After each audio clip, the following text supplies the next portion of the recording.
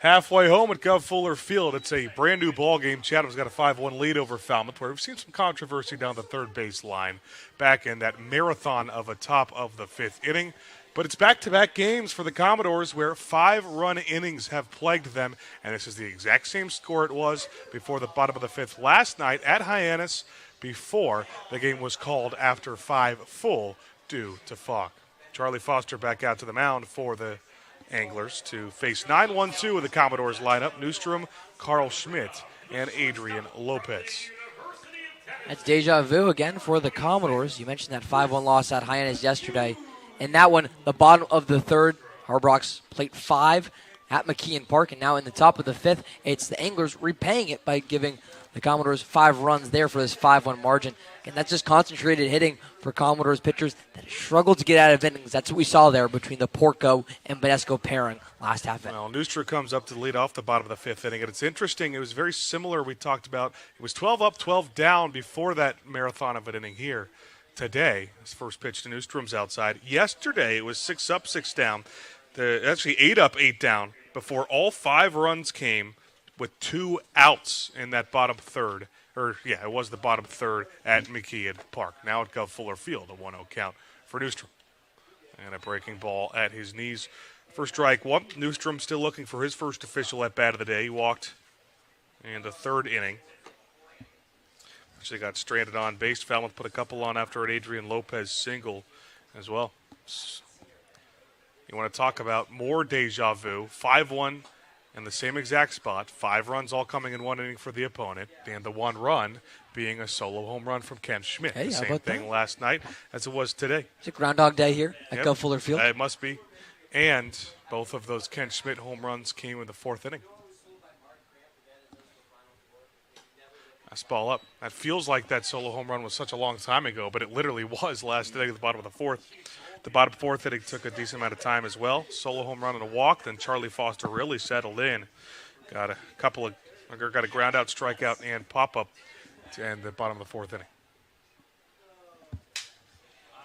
Slow grounder picked up late by Gallagher. A throw across the diamond. Had to get it quickly, and he will do so for out number 1.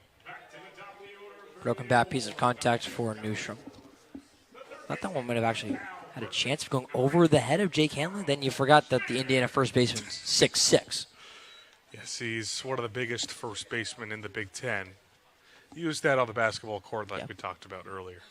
And apparently to get buckets against you in JV practice at Mason, Ohio. Yeah, maybe in practice.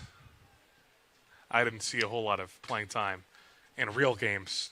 That's definitely not as much as Jake did. Fastball, bit off the plate for ball 1. That's one of the coolest things of just sports in general being such a small world. 2 kids from Mason, Ohio, just reuniting in Falmouth, Massachusetts in the Cape Cod Baseball League. Lefty on righty matchup in a 1-0 count. This is a called strike on the outer part of the plate now to Carl Schmidt. Going into his redshirt sophomore season at Cal. He's going to stay there after redshirting at Texas A&M that first year.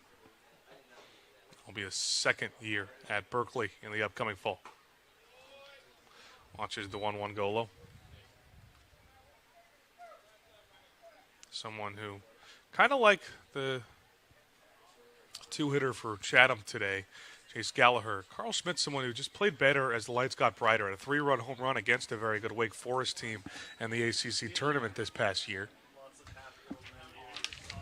But today he's just 0 for 2. Couple of ground outs, both to the left side of the infield. But he's got a hitter's 3-1 count with 1 out and nobody on base.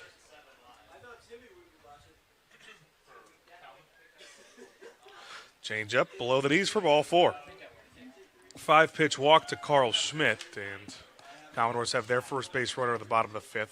It's a Falmouth team that doesn't have a comeback of more than 2 runs this season. So see if they can start to change that. Usually the best way to go about it is get a couple of those 2-run innings to start to chip away a little bit. Again, their lone home run comes on a solo shot. Now Adrian Lopez with a runner on first and 1 out. Commodores so far this season, 1-1 in 1-run games as well. That loss a week ago, 4-3 versus the Arlington Dennis Red Sox. And then, as we've been mentioning, the 1-0 win over this Chatham team on opening day. Throw over to first. It is weird that so many of these games have been so low scoring, but they've only played 2 one-run games this year. It just feels like the last 3 innings of games, either the Commodores or whoever they're playing has just kind of broken it open in those last 3 innings, giving some insurance. Now the first pitch to Lopez, back up the middle, a hard hit, base hit. That's his 3rd of the day, and the Commodores will put another one in scoring position, a couple on base. So Schmidt's turned a couple double plays. He's got himself 3 base hits. His mouth started randomly bleeding when he was running onto the field. Today with everything for the USC rising senior. Yeah, first 3-hit game on Cape Cod for Adrian Lopez.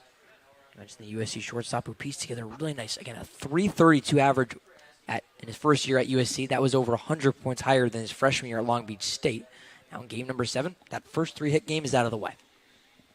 Commodores trying to capitalize with men on base. First and second, just 1 out. It's Mike Anu who swings through the first pitch high in the zone. Wanted all of it, but goes down 0-1. He's 0 for 2 today. And that fielder's choice back in the first inning where ball was dropped at second and then struck out swinging his last time up. The power numbers have come with a little bit higher strikeout numbers as well, as kind of the modern era of baseball is heading that direction. Change up, called strike.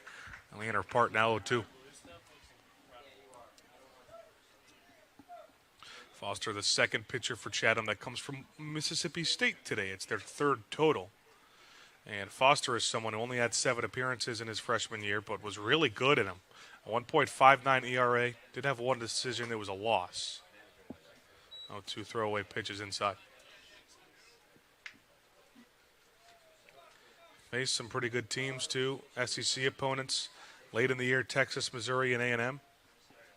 And he also got an appearance in the regional against Florida State. A really good one, 2 1/3. Didn't give up a run. Change up low into the dirt for ball 2. It's going to be a really exciting team to follow in the SEC under first-year coach Brian O'Connor, coming over from Virginia. The biggest storylines and headlines already in the coaching carousel across collegiate baseball. Foster just had 6 appearances going into the postseason, so it's kind of a surprise to see him get those innings, but taking advantage of it. New fouls it off his foot, and he'll shake it off, keep the 2-2 count. He didn't even give up a base hit. It was just the 3 walks with 4 strikeouts.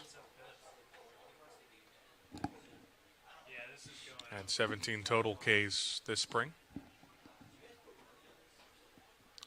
And the 2-2 is low again. So Foster runs the count up on New. A walk and a single already in this inning after a solo home run and a walk last inning. So Foster's already let 4 on base in just the 4 outs recorded.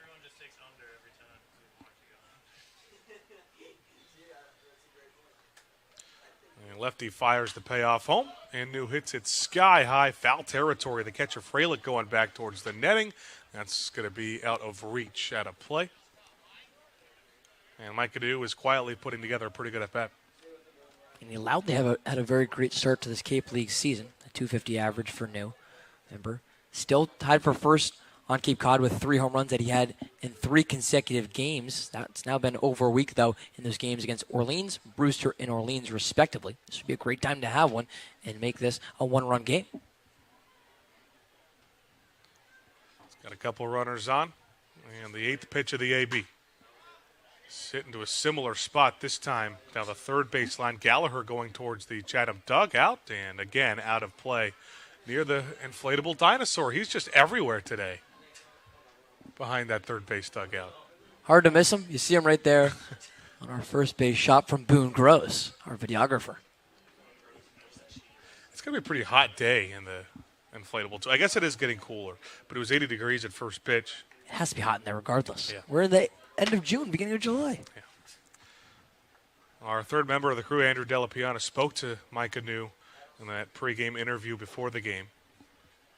Another payoff pitch, hit hard down the third base line. Jackson looking up at it, going back, and that ball's gone. Falmouth's right back into this game with Mike Anu's 4th bomb of the season. He is now by himself, and the Cape Cod Baseball League lead with 4 of them 93 miles an hour off the bat. That one went 355, and it's back to a one-run game.